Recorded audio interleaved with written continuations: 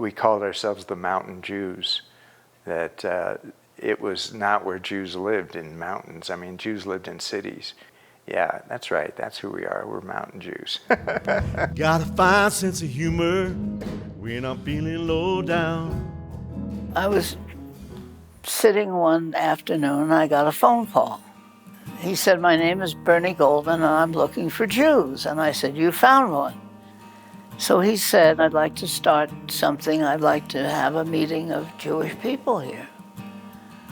And I thought that was a great idea. The Jews who moved here, you know, in the 50s and 60s and 70s, that started the congregation, there was no Jewish community here. They were drawn because of the place. I was at the service where we got the name, and it was a joke. Oh, yeah. And we were thinking, oh, well, if we were going to name this group, what would we name it? And somebody jokingly said, let's call it Beth Evergreen.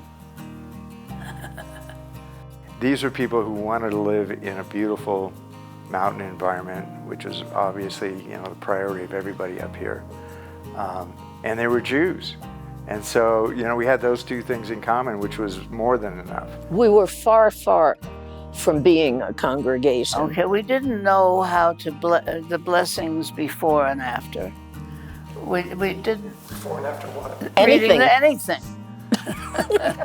Early on in my tenure here at Beth Evergreen, we used to say that Beth Evergreen is a community united more by geography than ideology. There was somehow a psychic connection or a heart connection among the people who had moved up here, kind of left behind the traditions that they grew up with.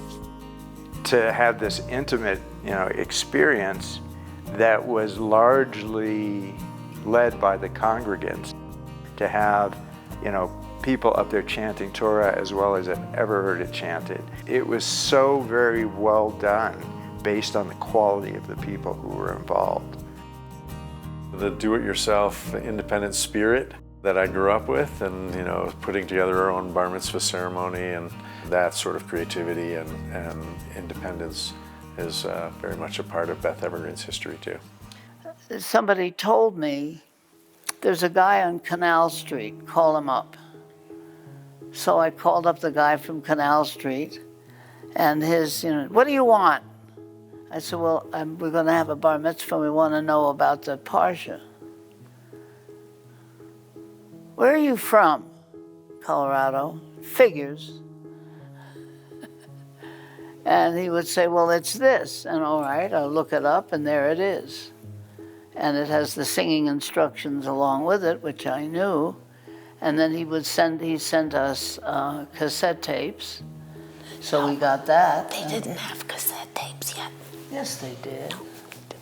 Jewish life is not just about preserving the past, but about contributing to the evolution of Jewish life. Now listen here, Israel, I've got news for you Jews.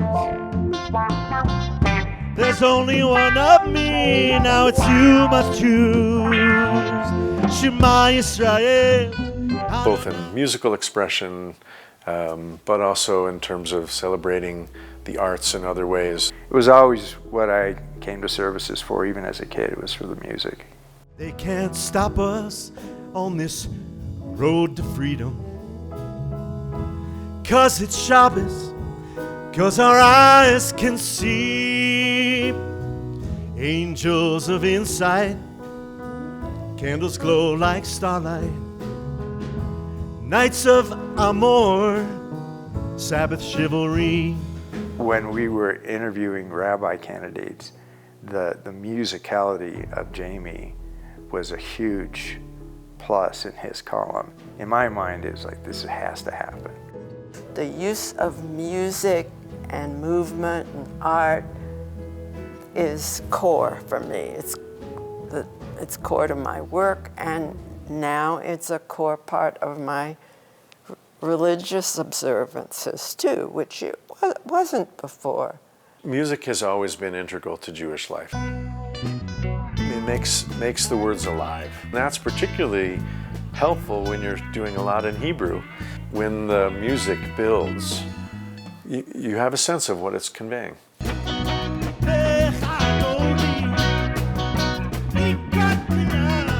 Even if you don't have a shared understanding about what you mean by God or whether you want to even use the word God, there's something uniting about the power of music. One thing that doesn't happen in other synagogues and other places that we've gone is just the 3-year-old gets up, he dances in the aisle, he dances on the edge of the bima. He is always so excited to come to services because he knows he's going to get to dance. So my translation of a Reconstructionist experience was it's very musical, there's a lot of Hebrew, it just felt more spiritual.